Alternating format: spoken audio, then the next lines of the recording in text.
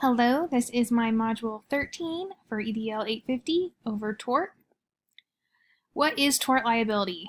The definition is individuals are liable for the consequences of their conduct. So whatever you do, you're responsible for your actions. There are two forms of this. There's intentional tort, which is you intend to harm someone, so like battery or assault, or negligence, and that's you unable to perform your duties as a teacher or in your role of being negligent.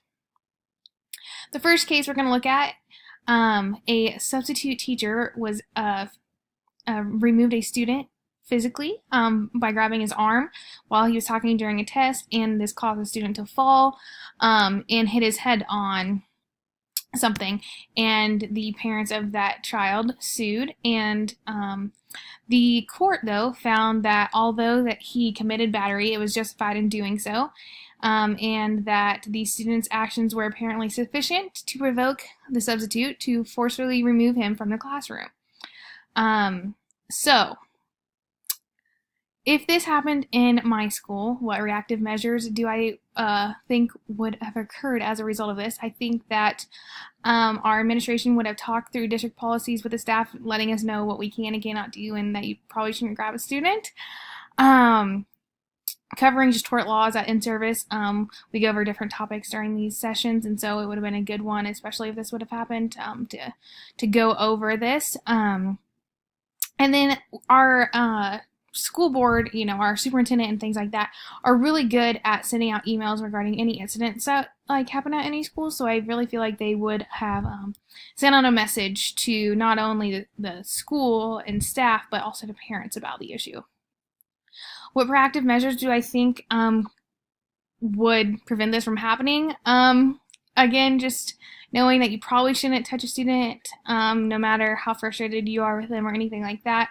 I don't think that you really need to physically remove them from the room unless it is absolutely necessary, but again, just probably not putting your hands on a student. And then what professional ethics would benefit from this? I just think professional training and knowing the codes of conduct. This pretty much goes for any of the cases that I'm going to talk about today, but I think just being professional and knowing your rights will help. The second case we're going to look at was a PE class. They were, being rowdy and misbehaving, and so the teacher was talking with them, and she sent the students back into the room and into the locker room and stayed with students in the gym to talk to them longer, and she didn't go into the locker room where she normally supervised, and so it caused a ruckus in there, and a student, fell and got hurt due to someone instigating that. So they were upset that she was not in there, performing her duty that she normally does, because she was out talking to students about the day that they were having. And so they said that the court said, although a school has a duty to adequately supervise its students, it's not an insurer of those students' safety. School is only liable for foreseeable injuries sustained by a student that were caused by inadequate supervision.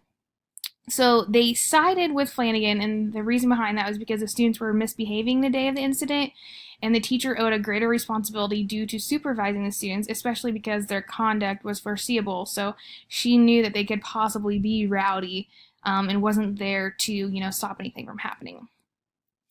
If this happened in my school, I think they would talk through policies with the PE teachers, just letting them know what their duties are as a PE teacher. And again, just covering these tort laws, I think that it would even be good to do now before we have them, because we haven't had any sort of in-service or any talks regarding any kind of really laws in general, to be honest. So I think it'd be beneficial to everyone to have just a session, even if it's just a little mini session about your rights as teachers and the things that could happen to you. Proactive measures to prevent this, just try and remain positive, even though when there could be turmoil in your classroom. It can get frustrating at times, and you do need to have those talks with them, but I think remaining positive and trying to not cause any more turmoil between them, and just making sure that you know what your duties are. If you need to be in the locker room while they're changing and supervising them, then you should do that. Professional ethics, that would be beneficial. Again, professional training and just knowing the codes of conduct. In the third case, A mother of a special ed student sued the school district because of an off-campus sexual assault that happened by another student. The people at the school were not supervising and let them leave the school, and so they found that the school was negligent in failing to adequately supervise a special education student during this. So, as a reactive measures at my school, what would happen if this occurred? Talking through policies of what you can and cannot do with the special education staff. We have a pretty large special education staff and a lot of paras and things like that. So I think that especially going through with them what their duties are and what they should and should not be doing to make sure that this hopefully will never happen again. Covering tort laws and in-service again, and I feel like if this severity of an incident happened, an email would have been sent out regarding the incident by our superintendent. What proactive measures could happen? Again, if you are in a role of special education and you might have to deal with supervising students who are of higher needs, just making sure that you know exactly what your job consists of and the policies that go along with it. And performing your duties as a teacher, it's especially, if you have, again, students that could be wandering off or anything like that, or are getting out of hand, you need to make sure that you are performing your duties as a teacher and watching them, supervising them, so nothing like this could happen.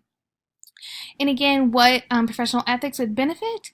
Professional training and knowing the code of conduct. Again, it goes back to if you are in a role of a special education, hopefully you know what you can and cannot be doing. I'm sure that there are many rules and everything that come along with that, and I praise special education teachers very highly. But yeah, professional training and just knowing what you need to be doing.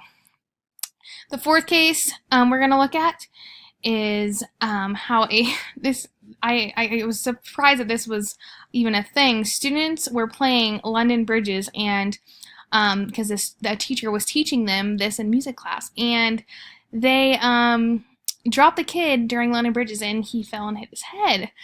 And so they said that they were trying to say that the teacher was negligent and failed to supervise their student, and they actually the defendant appealed for an award to the plaintiff in the amount of $21,000. So if this happened at my school, again, talking through district policies with staff of what you can and cannot be doing, I think the teacher really thought that nothing like this would happen, but just making sure that you're being extra careful because you never know what could happen. Ensure your safety of students at all times to proactive measures we're talking about now. Just thinking ahead of the unforeseeable future of what could happen and just making sure that you're being safe with your students at all costs.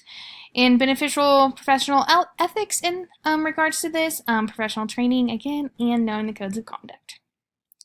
The final court case that we will look at is when a defendant was at lunch and she was cut by a knife from another student during their lunch period, and said that they were not watching and supervising, and it was her injuries occurred because of this. So if this happened at my school, again, talking through district policies and covering these at in-service, I think just having a safety talk with our students too, knowing that you probably should not, harm other students or, be violent towards them in any way, no matter what, how frustrated you are or anything like that. Just never try and take a knife to someone, heaven forbid. And proactive measures, know your rights as a teacher and when you should and should not step in. I don't know. I actually I have lunch duty at my school every other day, and so if a student were to come at another student with a knife, I would be in a sticky situation. I can assure you that I do not know if I would go towards and try and take this knife out of students' hands. Luckily, I do have a resource officer that's there with me that could handle this, so that's that's nice. As a proactive measure that I would take is just again knowing your rights and when you could step in. Professional ethics and what would be beneficial with regards to this, just professional training again and knowing the codes of conduct and what you should and should not be doing. Here are my standards and here are my references. Thank you.